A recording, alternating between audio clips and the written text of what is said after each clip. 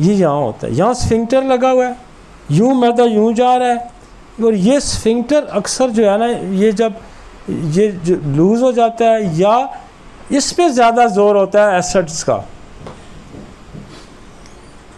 इस पे ज़्यादा ज़ोर होता है। जब एसिड्स या कोई खुराक आप रिफ्लेक्स आना शुरू होता है वापस आने, तो स्फिंक्टर बेसिकली कमज़ोर हो जाता है, और ये पेन यहाँ ही हाइटिस हर्निया भी आ जाएंगी। तो ये वो जगह है जहाँ पेन बहुत ज़्यादा है, और यहाँ पहली दवाई जो आती है वो नक्स वमीका आती है। अब नक्स वमीका हमने क्यों इसलिए बताई कि हमारा अर्बन एरिया जो है उसका तो रोज़ का एक नहीं तो दूसरे दिन खाना बाहर ज़रूर वो खाता है, और ये होटल वाले की स्वाबदीद है कि वो उसको क्या खिलाता है। लिहाजा उसके अंदर होटल टेस्ट डेवलप करने के लिए ज़ाहिर है उसने उसकी रेसिपी में बहुत सारी ऐसी मसाले डालेगा, बहुत सारी ऐसी चीज़ें डालेगा जिसके लिए आपको ज़ुबान का टेस्ट डेवलप होगा, आप उसके पास जाएंगे। तो पहली दवाई नक्स वमीका है। जो भी डाइजेस्टिव सिस्टम का आपको कंप्लेन लेके बंदा आएगा, पहली दवाई नक्स वमीका है। एक तो इस वजह से नक्स वमीका, और बहुत सारे लोग घर में बुखार हुआ तो पैरासीटामोल खा ली, डिस्पिन खा ली, कुछ खा लिया, और जी मैं डॉक्टर साहब कल मुझे बुखार था तो मैंने 4 पैनाडोल खाई हैं, तो क्या हुआ, और जी बुखार लग गया जी, लेकिन मैदे का दर्द शुरू हो गया, तो फिर भी आपका नक्स वमीका। हमने तो 40-50 पुड़ियाँ बना के रखी होती हैं हर वक्त रेडी, जो भी बंदा आता है पहली दवाई हम उसको यही खिलाते हैं। तो नक्स वमीका आपकी फर्स्ट स्ट्राइक मारनी है आपने, और बहुत सारे मरीज़ जो है ना इसी से ठीक, अक्सर मरीज़ कहते हैं जो पहली पूड़ी खिलाई थी ना आपने, मैं उसी से ठीक हो। तो 2 साइडें कवर करेगा कि आपने गलत खाना खाया है, आपने कोई गलत दवाई खाई है, तो नक्स वमीका करेगी। और उसके पास सेकंड चॉइस आपकी आती है, हम पल्सटीला का इस्तेमाल करते हैं। पल्सटीला का इस वास्ते इस्तेमाल करते हैं कि इंसान जो है वो जब टेबल पे बैठता है तो वो फिर छोड़ता कोई नहीं है, ये भी खा ले, वो भी खा ले, वो भी खा ले, ऊपर से पेस्ट्री भी खा ली, उस पर मिठाई भी खा ली, ऊपर से आइसक्रीम भी खा ली, ऊपर से पेप्सी भी पी ली।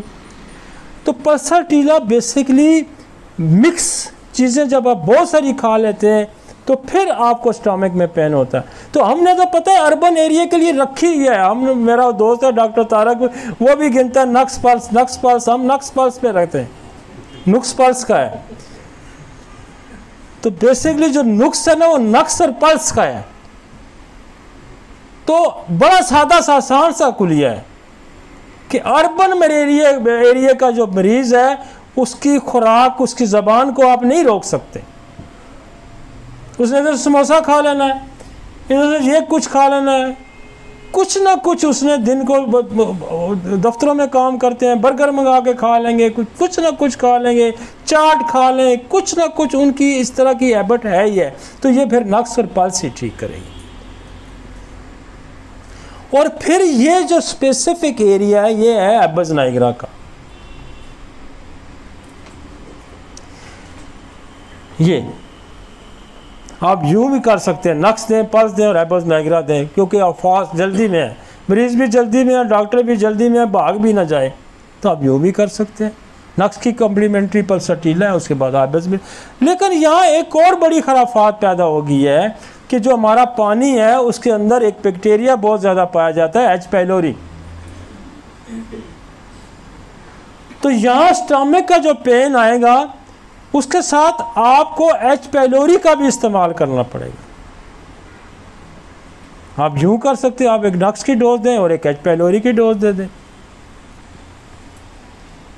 और एच पाइलोरी पेन के साथ सबसे ज़्यादा जो प्रॉब्लम क्रिएट करती है वो गैस्ट्राइटिस पैदा करती है। अक्सर मरीज जो है ना हमारे अर्बन एरिया के गैस का शिकार है। वो कहते हैं जी गैस है, डकार आ रहा है, बिल्च खा जाते हैं, पेट फूल जाता है जी। आप एच पाइलोरी का जब इस्तेमाल करेंगे आप ये समझें कि आपका ये पिया लग गया साथ। हमने जितने लोगों को भी कहा कि एच पाइलोरी का इस्तेमाल करें, आपके केस यूं क्लियर होते जाएंगे। लेकिन इसको करना नक्स के बाद ही है, क्योंकि नक्स बहुत सारे जो बैक्टीरिया की जो मेडिसिन है या इवन कार्सिनोसन को भी एंटीडोट कर देता है, ये याद रखें। इतनी गहरी दवाई है कार्सिनोसन और उसका एंटीडोट ही नक्स वमीका है। लिहाजा इसको बाद में नहीं इस्तेमाल करना कि एच पेलोरी पहले दे दे। हालांकि हम पता क्या करते हैं, हम हमेशा नसोर्स को पहले इस्तेमाल करते हैं, लेकिन नक्स से पहले हम नहीं करते। नक्स से पहले नहीं करते। आप जाके उठा के देख लेंगे, नक्स जो है ना वो कार्सिनोसन को भी एंटीडोट कर देता है। इतनी बड़ी दवाई है। लिहाजा ये ध्यान में रखें कि मैं अक्सर ये कहता रहता हूं कि नसोड़ पहले देनी है, लेकिन नक्स से पहले नसोड़ पहले, नसोड़ को उड़ा के रख देगा।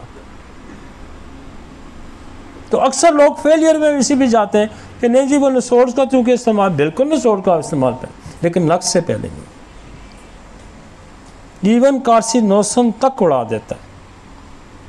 इसलिए आप नक्स दे के एच पेलोरी दें, फिर जो आप दवाई देना चाहते हैं आप दें, आपका मसला हल हो जाएगा।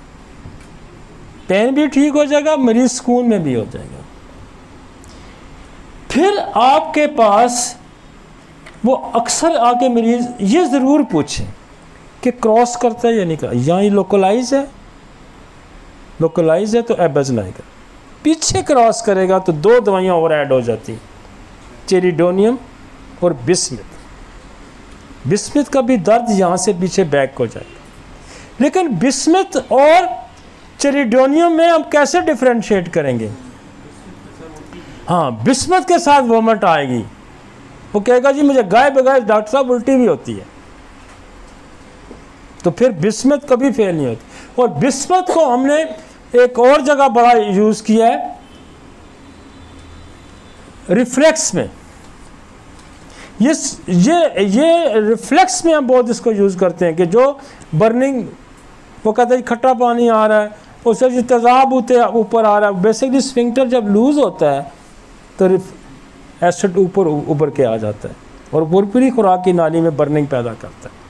हम पहले बर्निंग में आयरस वर्सिकुलर का इस्तेमाल करते थे, हम एंथ्रेक्सिनम का इस्तेमाल करते थे, हम जनाब उसमें रोबीनिया का इस्तेमाल करते थे, हम आर्सेनिक का इस्तेमाल करते थे, हम फास्फोरस का इस्तेमाल। लेकिन जब से हमने इसके मैकेनिज्म को समझा है,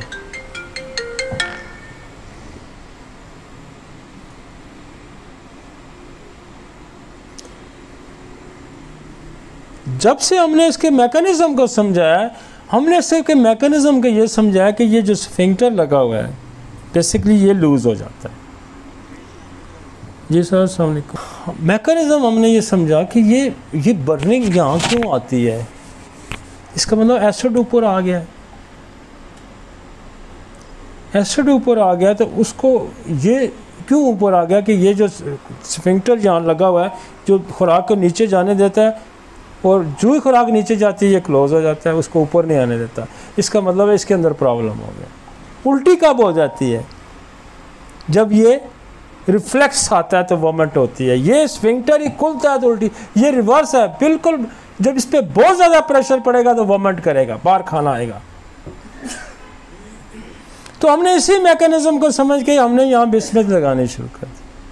हम मरीज ने पता क्या कहना, वो जी आप तो खट्टा पानी ऊपर आना बंद हो। बेसिकली हमने उस फिलोसफी पे काम किया कि ये रिफ्लेक्स से ऊपर आता है, स्फिंक्टर लूज और एसिड ऊपर आता है। क्या करती है? बिस्मिथ उल्टी करती है। और फिर यहाँ हमने एक और दवाई शुरू की, कैडमियम सल्फ,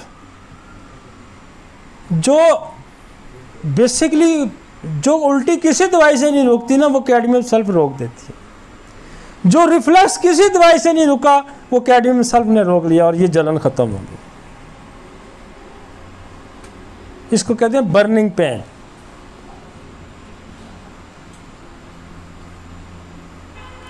अच्छा, एक और दवाई है कॉन्डोरेंगो।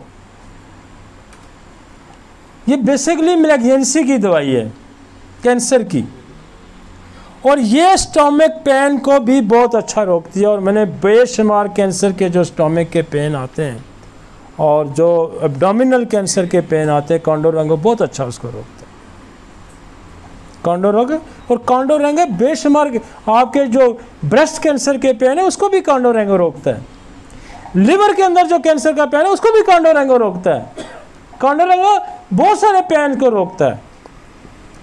जहां आपको ये शुबा पड़ जाए कि ये कोई ऐसा क्रॉनिक पेन है, ये ऐसा कोई रिजिड पेन है, ये कोई मैलिग्नेंट पेन ना हो, फिर कॉन्डोरेंगो।